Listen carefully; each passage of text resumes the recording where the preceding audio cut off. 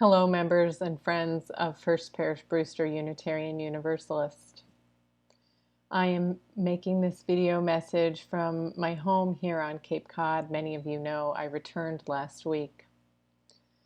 This return is with mixed feelings because it doesn't feel right to celebrate returning when we still can't gather and when the world is hurting and broken right now.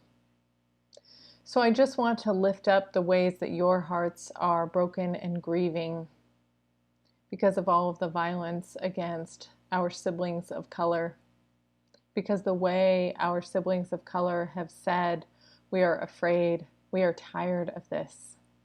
We are rising up to say, not anymore. And I want to acknowledge that the news right now is complicated, and this message right now in this moment is for white people to say that we can get stuck in our heads with the way we think things should be done, with the way we think people should talk to each other or treat each other, and that really we don't have any room to make comments right now about that. Our role right now is to listen to people of color, to the ways that white supremacy has affected their lives from the moment they took their first breath, or even before that when they were in the womb. To listen to those stories, to take them in, and to continue to commit to doing the work of justice.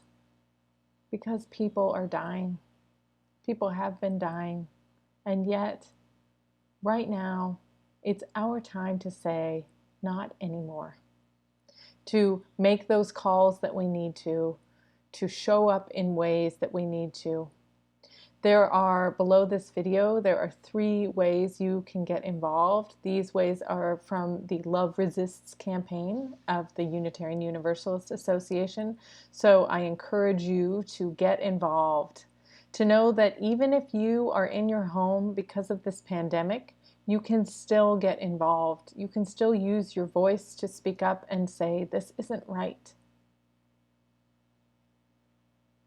And I want to acknowledge that all of this is in the midst of a pandemic, that we have been sitting with anxiety and grief because of that.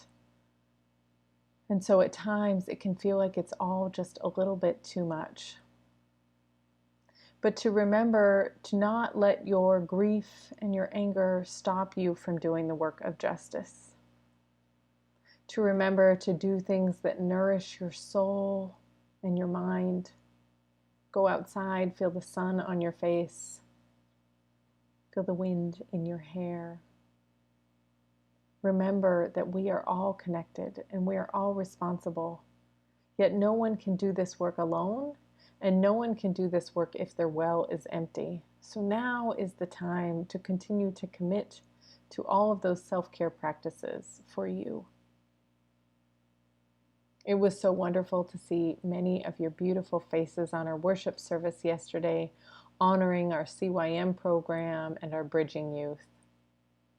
I look forward to seeing many of you this next Sunday, where we will have our flower communion and our new member ceremony, where we are welcoming a bunch of new members, so you'll get to know them a little bit. For our flower communion, it used to be in our sanctuary, and we would have people come up and put their flowers and take another flower. And this time we're doing it virtually. But in order to do that, I need pictures of you holding a flower. You all sent me something like 100 pictures of flowers about a month ago when we did a service celebrating spring.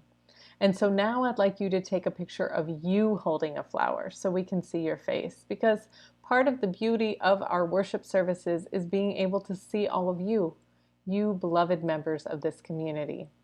So please take a picture of yourself holding a flower and send it to me. You can email it to me by this Friday.